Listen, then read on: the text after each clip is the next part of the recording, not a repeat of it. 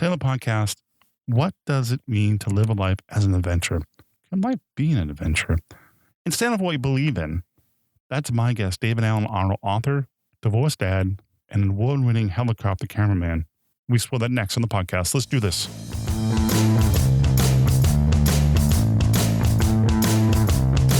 Welcome to the No Sitting on the Sideline Dad podcast, a podcast about a journey of discovery and conversations about not sitting on the sideline of life. Let's get involved. Here's host Joe Foley. Welcome to the podcast. Hey, my name is Joe Foley. I want to say thank you for being here. I know as parents, dads, moms, we're just busy people in this world nowadays. And I want to say thank you for being here, really. And this is your first time, welcome. You choose to spend time means a lot. It really does. I'm on a journey just like you, trying to figure this stuff out one day at a time. You know, it really is. The reason why I talk to these people is I like to find out, hey, I like to talk to people. I'll even talk to you. I enjoy meeting people. But I like to learn different things because I don't know everything. Me and my son are having a conversation tonight because he goes, I'm still learning, Dad. And he goes, I think adults still learning too, Dad. I'm like, yeah, At 44, I am still learning. I'm still learning, trying to figure this out one day at a time. Next up, my guest, David Alan Arnold. David lives his life as an adventurer and as a divorced dad. He's also a helicopter cameraman. His job takes him to the Bering Sea to videotape crab boats and large waves on the Deadliest cat show to large sporting events like Super Bowl and movies.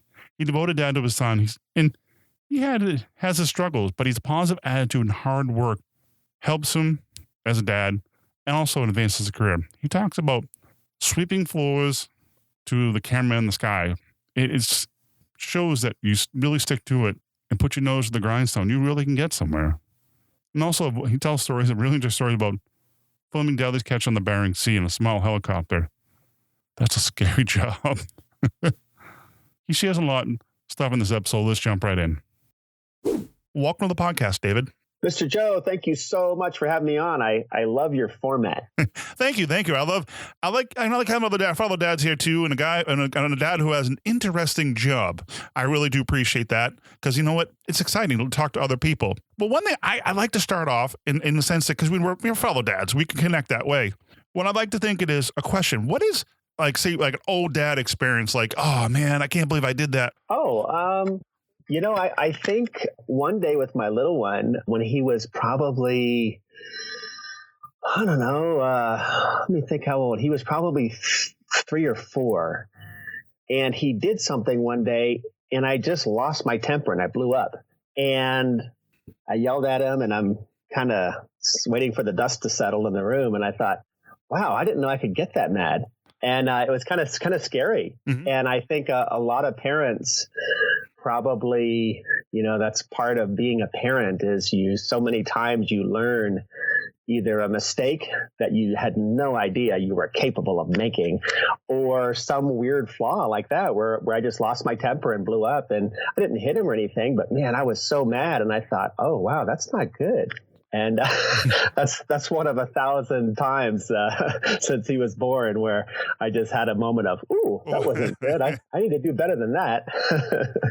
There's one title in your book that and kind of made me hit home a little bit. I read the page, but the title of it, that chapter is The Gift. And The Gift, I'm assuming it is your son. Yes, my little one. He, God bless him, he beat the 99.9% odds on the back of his mom's birth control pills.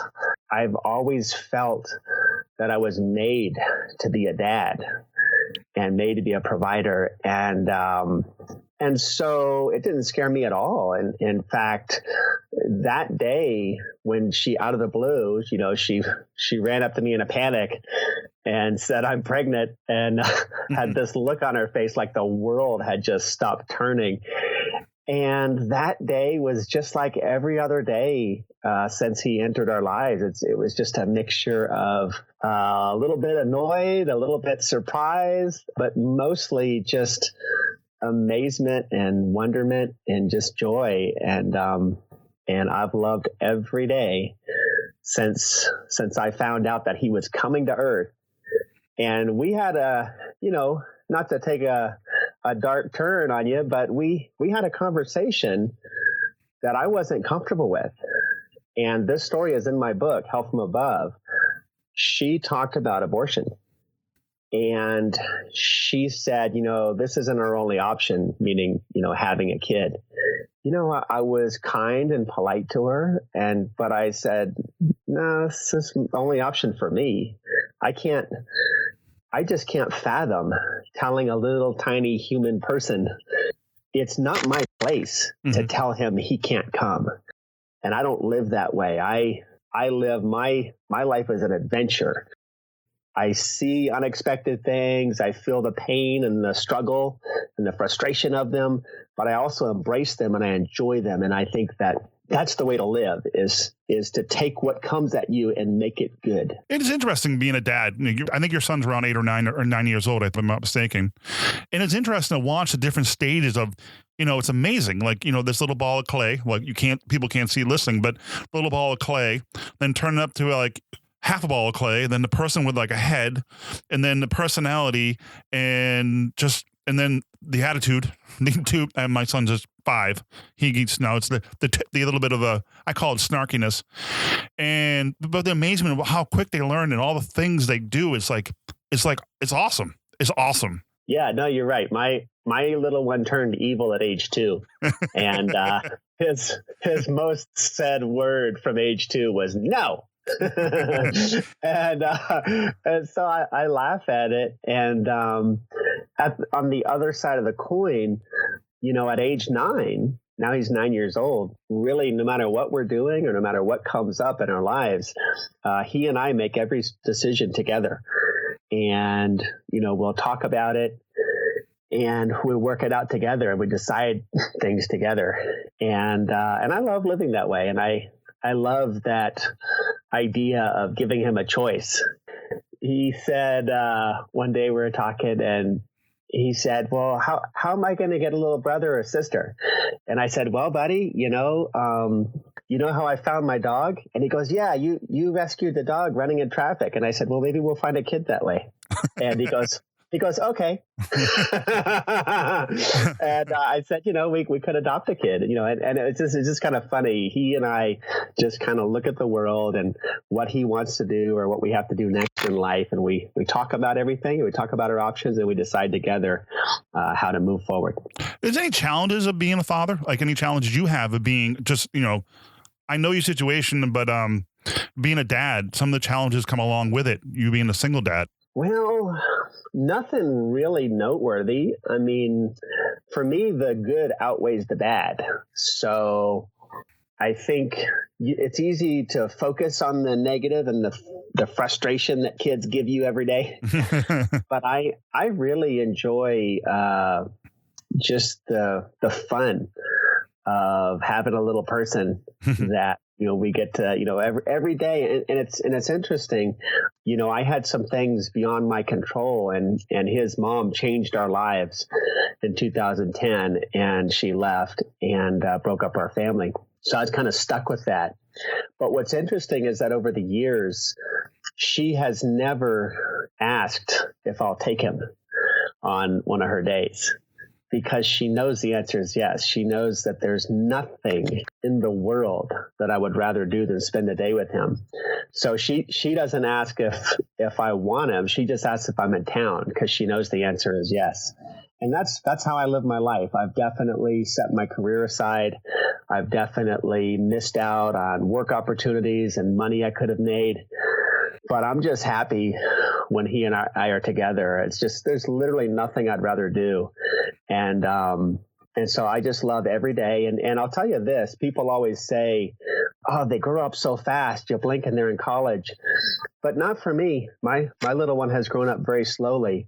And I think it's because we spend so much time together. I'd like to think that he'll treat his kids that way. and he'll spend lots of time with his kids, maybe more than other people normally do.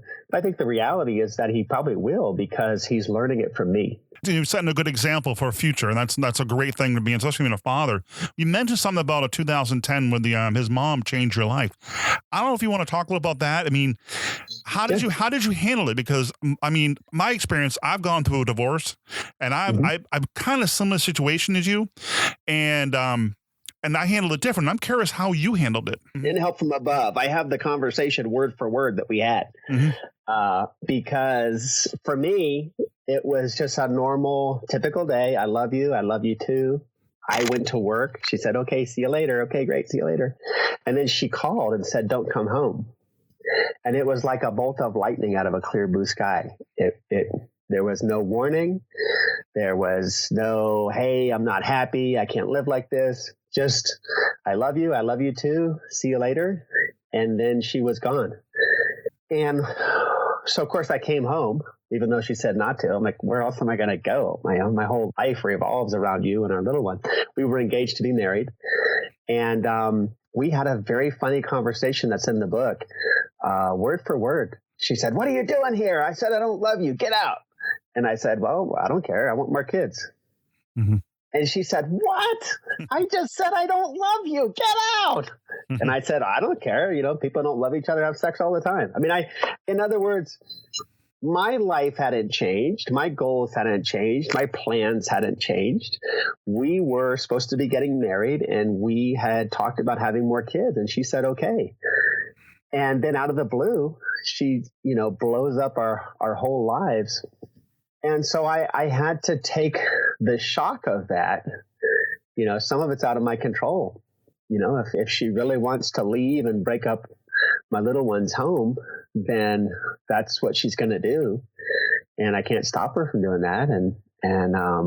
And so I took it as it came. I was very open and honest with her, and begged her not to do this. And I knew when she was doing it that she was going to make, honestly, not so much my life harder. She was going to make her own life harder, and ridiculously hard. because I didn't have other hobbies. Like, I didn't drink beer and watch football. I just loved spending time with her. And once our son was born, taking care of him, I used to, at 5 a.m, I wake up about 4. So at 5 a.m, when he would wake up, I would take him out of the room so she could sleep in. And I'd put him in his little carrier, and we would walk down to the grocery store, and we would buy all of Mom's favorite things. And, that way he's not in the house making noise. She can sleep in. And then when she woke up, we had all her favorite things all laid out. And that's kind of what was our routine. That's what we did every day. And so when she broke up our family, it was craziness. And it was something that I regret. I hate seeing people do that. And I don't believe in doing that. I don't believe in telling a kid one day that your mom and your dad aren't your mom and your dad anymore. There's going to be a new arrangement. I really believe that our little ones learn from watching us, not from hearing what we tell them. They learn from watching how we live every second of every day. And that needs to be a mom and a dad to live together and love each other and take care of each other and share and work out disagreements. The little ones have to see all those things so they know how to do it in their lives. They know how to care for their little ones. They know how to treat their spouse. And so I was very sad when she took that away from us. How did you handle it? Because I know from my perspective, it was really mentally challenging. And I don't know if you experienced that at all. I was grief stricken. It was like someone had died, except that she just chose not to be with us anymore. And I was very heartbroken and just absolutely distraught that my little one's family had been taken away. And so I didn't handle it, in a sense. It just hurt. Mm-hmm. And it really was like a death in the family. I had to be told to stop bringing her flowers, because for weeks after she did this, I would sleep in my truck down the street so I could wait in the morning. I could wake up and walk over and take him out of the house like I always used to do when I lived there. And And a friend of mine heard that, and he goes, "What are you doing?" He had to tell me to stop bringing Wyatt's mom flowers, because we still did the same stuff every day, even though I was sleeping outside. And so I had to be told to sort of unplug myself in some ways from our relationship. So I did. And I'll tell you, people who knew us together at the time said, "Is she on crack?" Mm-hmm. I mean, the decision made no sense, from any angle. And, but that's the train wreck that happened to my family. And so I had to kind of treat it literally like a death in the family. And so I decided to keep my little one's life very simple. So it's always just been me and him ever since then. I don't bring beautiful women around my little one. And over the years, I tried to date because I did want more kids. Mm-hmm. But I would always just lose interest, especially when he was very young. I would always just lose interest. And I thought, you know what, this is better. It's just me and him. And that way, as a result, anytime his mom would call me, I was always available. There were no plans I had made with another woman or another family that I couldn't drop and change and just go and pick him up and spend the day with him. It's always a good experience, though, especially the bonding moments, too. Like, it's simply just going for a walk or going to the park. It doesn't have to be anything expensive. And that father and son bonding, I mean, like I experienced it with my son. We shoot baskets. He's like 5. Yeah. And it's a fun bonding experience. It's funny that you say that. We were talking a few minutes about how, the kids watch what we do and see what we do and they learn from us. Like, what does your son think about what you do for work? As a cameraman on helicopters and like Deadliest catches, what does he think about that? Well, he's a huge sports fan. So in the past year, he started paying close attention. "Dad, are you shooting the Rams game?" "Yeah, buddy, I'm shooting the Rams game." "Oh, wow. Okay." And so he's starting to pay close attention to the games that I fly over for Monday Night Football or the Super Bowl or the World Series. And because he absolutely loves sports. And so I think he's started to, kids usually don't really think that much of what their parents do, but I think he's starting to think, "Oh, wow, this is so neat. My dad's going, to fly over the game that I'm watching on TV." That's always interesting too. Like my son will see me do a podcast and I'm not paying attention. I'll grab my microphone like right here and he'll start doing a podcast by himself. And it's just kind of cool to watch and then experience that as a father. I see your son that talks about the sports games and stuff like that. Another thing interesting about your book, Help from Above. I really enjoy the parts I did read about it. I think that what you do is, like, any stories, like, can you talk about like what you do from that book? Yeah. I have been a helicopter cameraman for 23 years and I work for every network in the world. I've worked on some movies. And so in the case of Deadliest Catch, when those crab boats are crashing through 30-foot waves and the spray is engulfing and covering the boat, there's a little tiny helicopter hovering next to the skipper's wheelhouse, and I'm in that. And we're focusing a camera on his window so that the Discovery Channel audience can see him in there at the controls and, shouting orders and making decisions about where to take the boat next. And so I have a lot of stories in the book of those adventures of flying in Alaska and looking down from my helicopter and seeing just a dozen starving grizzly bears and thinking, "Oh boy, I hope we don't land down there because they'll eat us in about 4 seconds." One thing that was interesting too is like you said, Deadliest Catch, you're flying really close. Have you had any really interesting stories about big waves coming over? Like, holy crap, I might get swept away. Yeah, I mean, every year the weather tries to kill us on Deadliest Catch, and it's what because I find that most often when people hear of extraordinary things, it's almost like a comfort to themselves to say, "Oh, that can't be real. Those guys aren't really doing that. They just make it look that way on the show." And so I always give a little cold splash of water on people who ask those questions. And I tell them honestly, it's exactly what you see on the show. They're not making anything up. In fact, season 1 of Deadliest Catch, 6 men were killed on the first day of the season, and they had not caught a single crab, any of the boats. Oh, wow. In fact, they used to fight tooth and nail to catch the crabs as quick as they could, because it was a race in those days. And in season 1 of Deadliest Catch, the season opens, and then the regulators will close the season when the right amount of crabs have been caught by the fleet. But you don't know when that is. So if by Friday, if they close the season, if you haven't caught anything, you get nothing, and you still have the $1 million expenses of your fishing boat and your season. And so they used to fight tooth and nail to catch those crabs. But on season 1 of Deadliest Catch, the boats stopped what they were doing. None of them had put any pots in the water. They all stopped what they were doing, and they steamed towards the last known point where one of the boats had disappeared. And what they discovered was, sadly, that the boat had sunk so quickly that they were not able to get a distress call out. Only one man survived on that boat to tell the tale. It's in the show.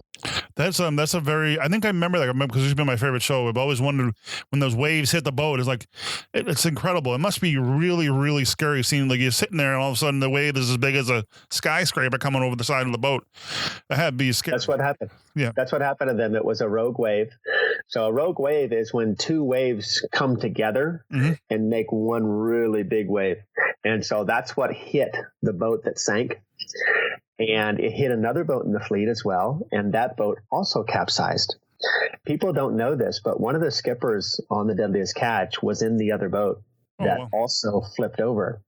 And he and I were talking one day, and he said something guardian angels. And I said, excuse me, did you just say guardian angels? And it was Captain Jonathan, the Time Bandit. And he said, yeah, guardian angels. The guardian angels. I have guardian angels. And and I said, what are you talking about? And he proceeded to tell me the story. He said the wave that sank the big valley also hit his boat. He said his boat also capsized, and he was captain. And he said the difference between me and the big valley was my rudder was still in the water. Oh, wow. So he used his rudder to steer the boat broadside to the waves so that it could flip him upright. Oh, wow. And what he did, and this was illegal. Sorry, Captain Jonathan, I'm outing your little secret. But what he did was the second they got that boat righted, he told his guys to throw those pots, those big, heavy steel traps off the boat. The season hadn't started yet, but he had to get that weight off the deck so that they didn't flip over again and sink. And that's how he survived. Oh, wow. And so he, for him, it was a story of guardian angels because he knew that his friends had died from the exact same wave, but he's still here. And so he attributes that to that he had help. And that's the name of my book, Help from Above. So he and I actually share that sort of experience of being helped and guided and protected from things that have killed our friends. Are you religious? No, not at all. No, I'm not religious at all. But you mean some of the experiences like guarding, like Captain Jonathan's guardian angel, but some of the experiences, like you feel like somebody's watching out for you. I know there is. I talk a lot about it in the book, and now the second book just came out, and I tell the stories in those books of the voices that I hear sometimes, and the voices are. Usually they're telling me to do things that make no sense, but I always do whatever they ask me to do. So I hope your listeners aren't weirded out, but I'm kind of like those homeless guys that you see babbling to themselves in the street. I'm kind of the same way. I hear voices and I do what they tell me, and it's always in unexpected ways. It turns out for the best. And for example, when my mom was dying, it was a very terrible time of my life. She was dying of cancer, and she fell ill very suddenly. So none of our loved ones got to come see her. None of her friends or family, her brothers and sisters, they didn't get to come see her before she passed. So I knew that. And among the people who didn't have time to come visit her before she died was her mom, my grandma. And I heard this voice in my head that said, call grandma and put her on the phone. And I'm thinking about that and going, that doesn't make any sense. My mom's in a coma. Why am I going to put her on the phone with grandma? She can't talk. She can't hear anything. Well, what am I going to do that for? And this voice said, call grandma and put her on the phone. And so I called my grandma and I said, Grandma, I know this sounds weird, but I said, Mom can't talk, but I know she can hear you. And I'm going to put the phone by her ear. And if you want, you can talk to her. So this was in the old days of corded phones. So I put the corded phone next to my mom's ear. And now I'm sitting in this room with my mom who's in a coma, who now has a telephone sitting next to her ear. And I'm sitting there and I'm going, what in the heck am I doing? This makes no sense at all. But I was doing what that little voice in my head had told me to do. And so I'm sitting there and I can hear my mom breathing. There's nothing else going on. And then I start to hear this sort of whispery sound. And it's my grandma. And she's talking to my mom. And my mom's in a coma and can't answer back. But grandma talked and talked and talked. And she went on talking to my mom, her daughter. And I had some appreciation that this was important, that this was a conversation that my grandma needed to have with her daughter before she died. I had some appreciation of it, but it certainly wasn't my idea. Mm-hmm. But I did it. And that's one of 100 times where a voice in my head tells me very strongly to do something that makes no sense to me, but I do it. And then I look back on it and I go, oh, I guess that makes sense. You know, even though my mom can't talk back, I guess grandma had to get that stuff off her chest. And when I picked up the phone, she sounded different. It was as if a weight had been lifted off of her. And the women in the family all found out that this had happened because I guess grandma told them. And they said, oh, Dave, you're so smart and clever and to think to do that for grandma. And I said, okay, thank you very much. But I knew that it wasn't me that had come up with that plan to put my comatose mother on the phone. And I'm glad I did. And so that's one of 100 stories in the books where I think readers will start to see, oh, okay, actually Dave's not that smart. Sometimes he just does what these voices tell him to do, and it works out for the best. It's like almost listening to your intuition in a sense, and maybe a little bit too, maybe the voice in your head, maybe it's something that you think you should do. Well, Joe, to your point, I'm not a religious person, mm-hmm. and I respect people's religion. Mm-hmm. So when I tell those stories, I never tell people what to think of it, mm-hmm. who the voice is, where it came from. I just tell them what happened. Okay. And whatever their beliefs are, however they can rectify it or accept it or, take the story, with some meaning for them, I let that go. I just tell them what happened and then they can figure out what it means. And that's the whole book is written that way. Well, it's an interesting story I want to share with you. Since we're talking about that for a second, I was at a sports arena like a couple years ago. We're finishing the walking down the stairs, and I heard I'm on my last 3 stairs. I heard a voice. I mean, I'm not kidding. It goes, "You're gonna fall." So I braced. All of a sudden, if I didn't do that, I would have broken my leg. But since you're gonna fall, some reason my body went like numb, like limp, and I fell down like 4 stairs on cement stairs, and I got up no problem. And I tell that story, and people are like, you okay? You had too many beers. No, I had 2. But yeah. It was like a voice in "You're gonna fall." Okay, so what do you think that voice was? What was that? I can't explain it. I really can't explain it. I mean, it could be a guardian angel.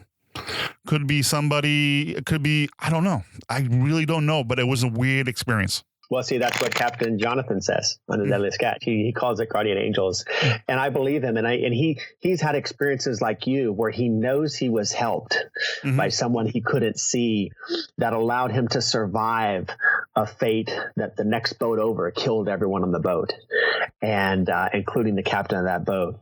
And it's interesting. When I was little, this story is not in the book. Mm-hmm. My first experience of this, when I was very little, I was at our family owned a rental house. I was there with my dad. He was doing some work, and I saw a bag of water on the ground. I knew it was water because I'd seen movies where they, like in Lawrence of Arabia, where they drank out of bags, like camel bags, and that's what they did in the desert. And so I knew it was water.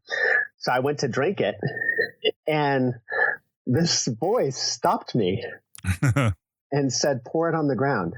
And that didn't make any sense. Why would I pour water out? I'm just going to drink it. But, it was just this funny thing where I was coerced and I was convinced to just dump this on the ground first.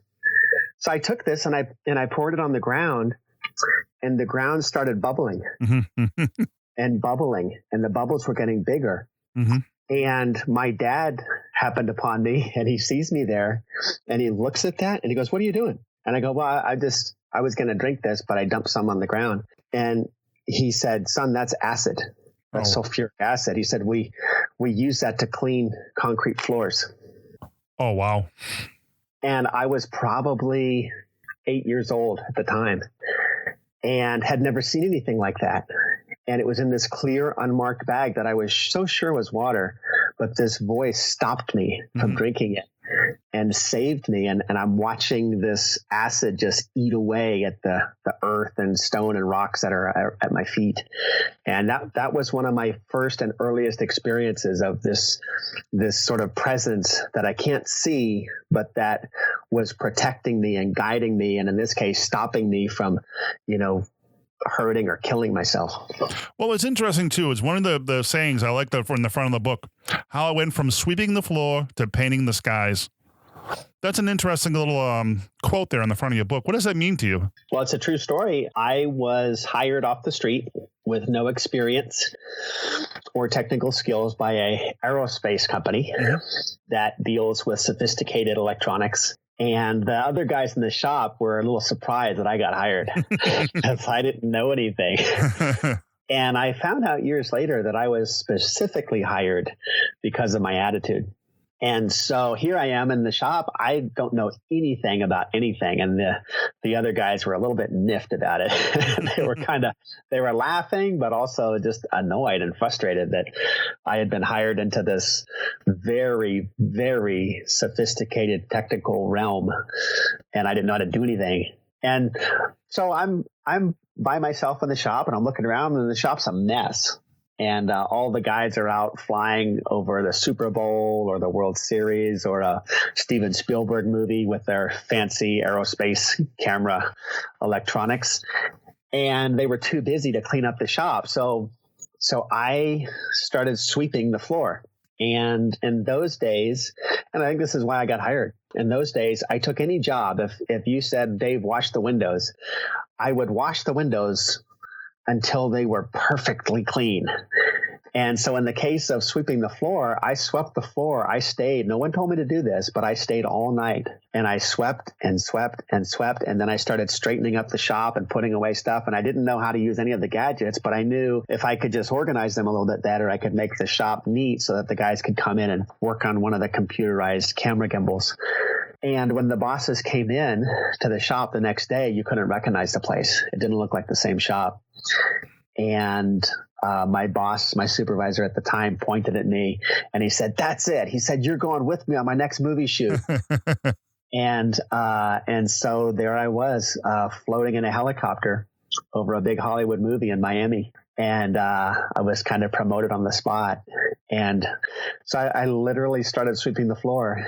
But I swept the floor so well that they wanted to give me bigger and more important and higher paying jobs. And I'm really glad that kids today can read my story and can see, oh, okay, so let's just shatter any illusion that they had that to work on the Super Bowl, you have to be God's gift to humanity and you have to be the smartest, most capable, most powerful person on earth.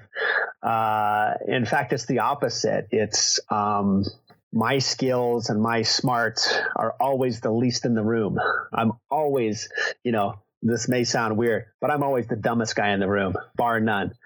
And I'm always around colleagues who are way more educated, way smarter, But I'm in the room because I did a really good job sweeping the floor.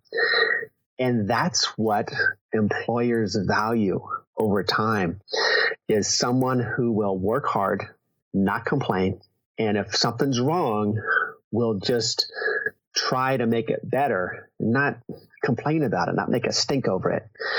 And so I'm glad that kids today can read these stories and sort of have some sense of that, for their careers or for their life choices, and find a way to work on their Super Bowl like I've done, or find a way to work on their Super Bowl like I have done in whatever field they choose. And so that's, sweeping the floor to painting the sky is the true story of my life and career.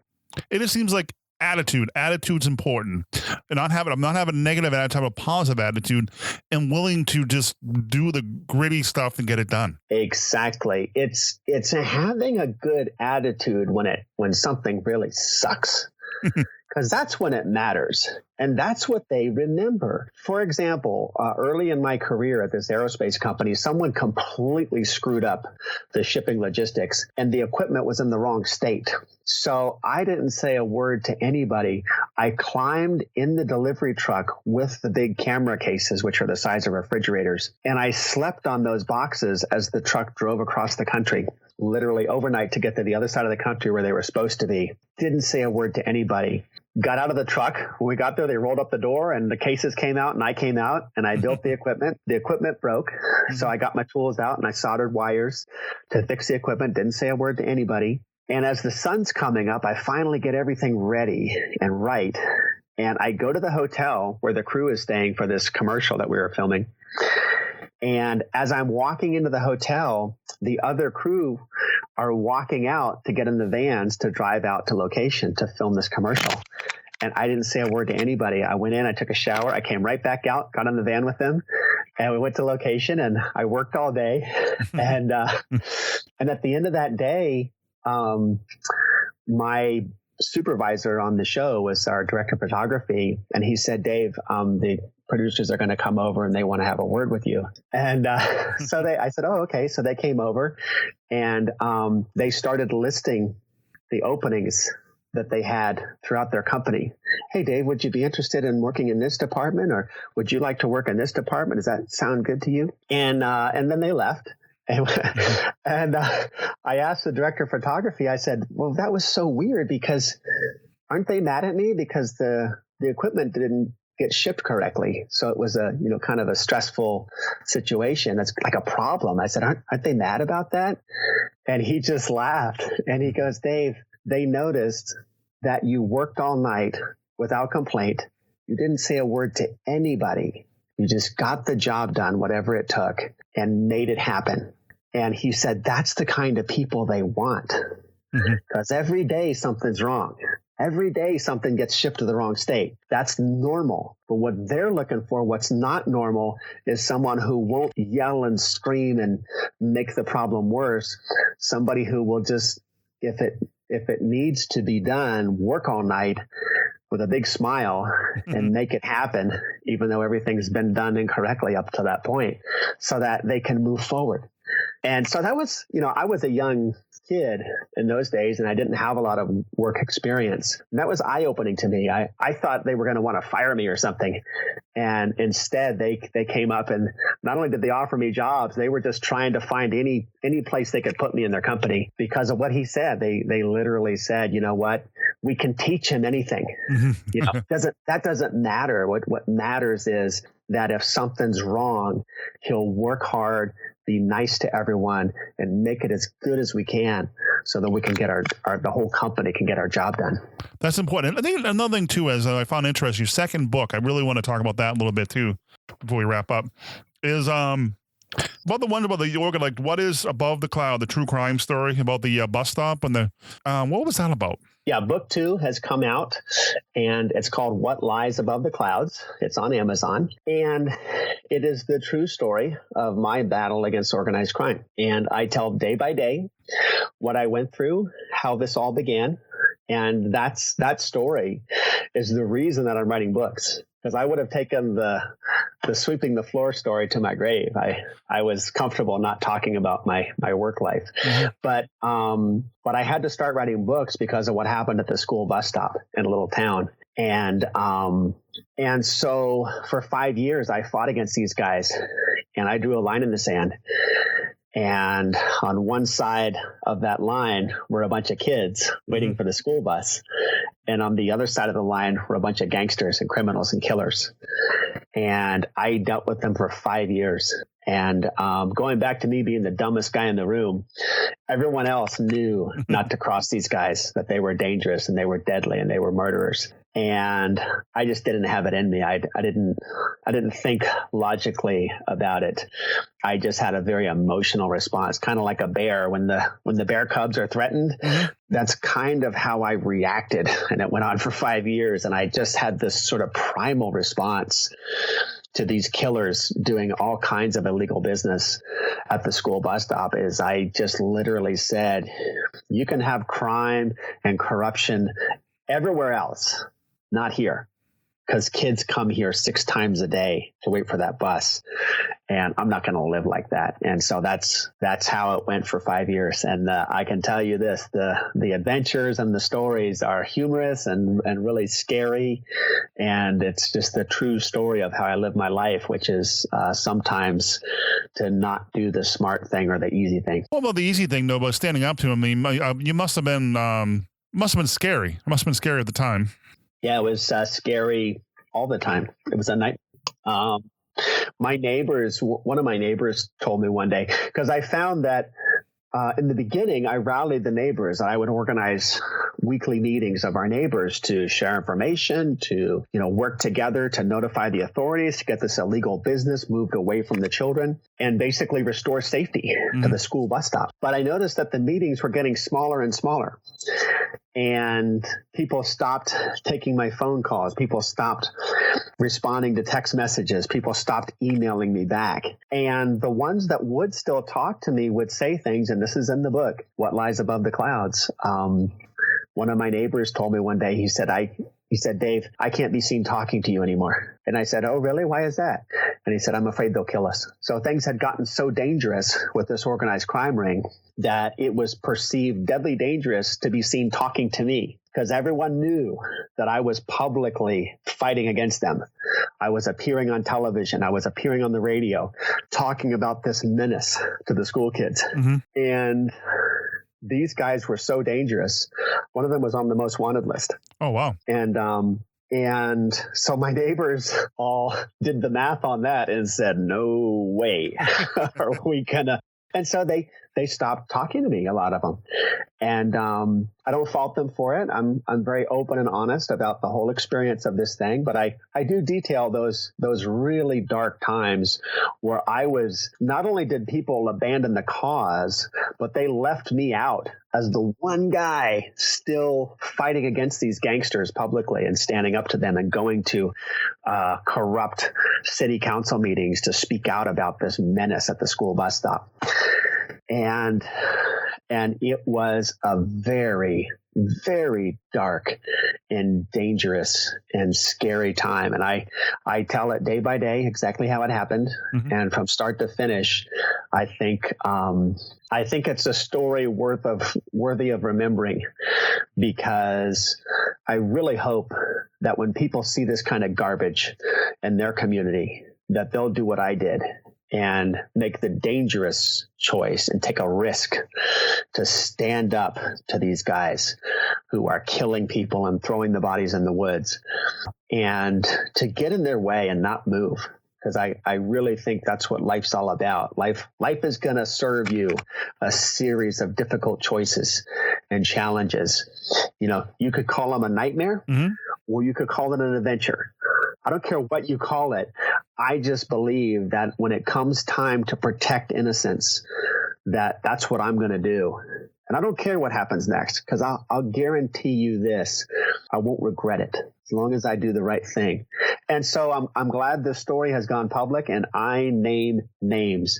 This is a live situation. When you read in the book about the people who ran this illegal business at the school bus stop, they are named in the book, and they're still out there. And when you read the story of how we found one of the victims murdered and his body thrown in the woods behind the building, that homicide has not been investigated by police. Oh, wow. That is wow. Wow. That's interesting. My question too, as a father too, how do you feel about your son too? And does your son know anything about the situation? He knows everything about it. Unfortunately, he grew up. He was 3 years old when this gang took over my town.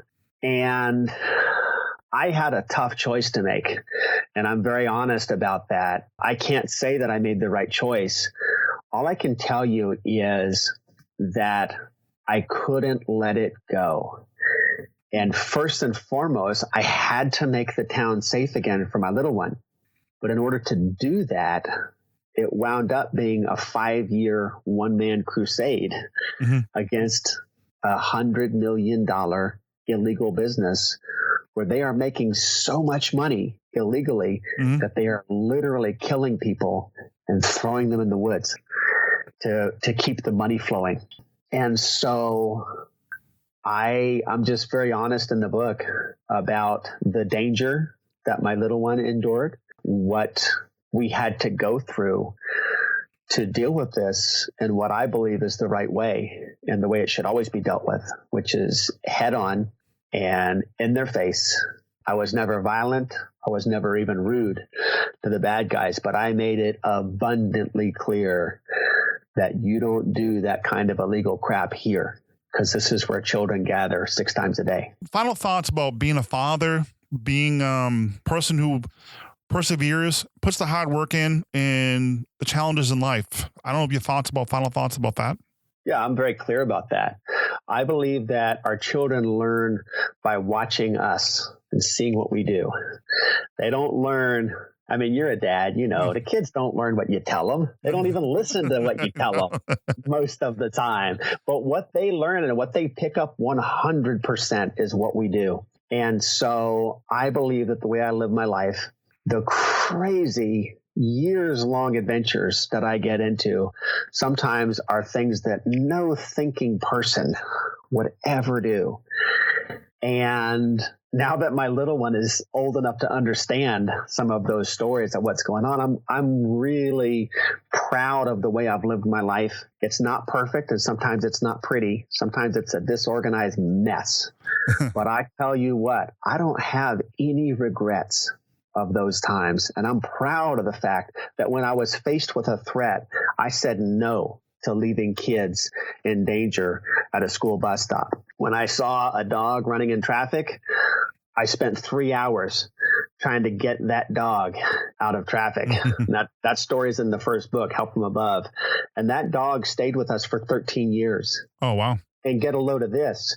When I was surrounded by criminals and gangsters, when I took on that organized crime ring, I had the most fierce protector in the world of dogs that I have ever seen. And I only had that because I did this unthinkable craziness of spending 3 hours trying to get this crazy, mangy dog out of traffic and onto a leash. And that dog adopted me in that moment, and she stayed by my side for 13 years. And when we were surrounded by bad guys that the humans in the neighborhood were terrified of, this dog never backed down. She protected me and my little one with her life if she had to, and she always put herself between me and the gangsters. So I'm proud of the way I've lived my life and the choices I've made, and I think that's what being a dad is all about. It's not perfect and it's not pretty, but it's an important process of going out of your way to do the right things, because that's what kids learn from. If somebody wants to connect with you, where can they find you and find your book? The books are on Amazon because the second book is a story of organized crime. I had to self-publish because the bad guys threatened lawsuits. So my books are right now only on Amazon. You can look up by my name, David Alan Arnold. Or if you just go to Amazon and you type in 3 words, Help From Above, it will lead you not only to my name, but also the series of Help From Above books, including the book about organized crime. and you'll find it all. And that's the best way. I'm on every social media. If you look for any of those things, Help from Above, David Alan Arnold, ALAN, you can find me on Facebook, Twitter, Instagram, YouTube, and Amazon. Well, David Alan Arnold, thank you very much for being on the podcast today. And I do think you're smarter than you think, sir. But I really do think you're courageous and smarter than you think. Well, again, thank you, Dave, for David on the podcast. I really do appreciate it. Well, likewise, thank you. And I'm a big fan of what you're doing. And I love the stories that you're sharing and the kind of messages that you're bringing to your audience. Thank you. Well, that's all I have of this episode. I want to thank David Alan Arnold for being a guest on the podcast.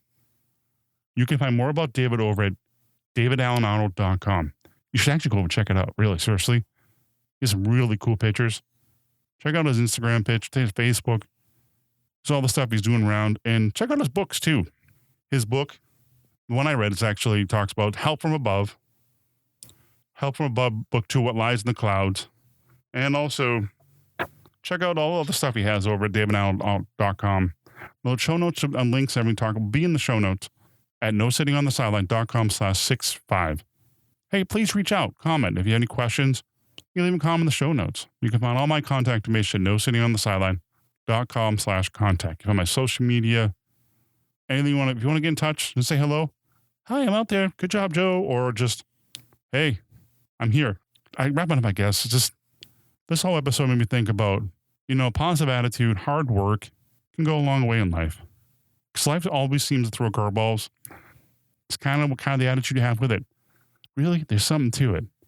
I still haven't figured it out exactly, but I see glimpses of it. When you have a positive attitude, you can rock whatever you're doing. With a negative attitude, yeah, it's just going to stink. It's not going to be easy. Well, that's all. Thank you for listening. Until next time, take care. Give kids a hug. Tell them how much you love them. You know what? Time's short. God bless. Take care. See ya.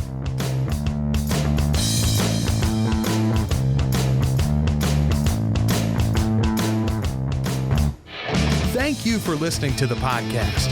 Please subscribe to the newsletter to receive updates of the show and helpful and useful tips. This has been a production of Foley 42 Media.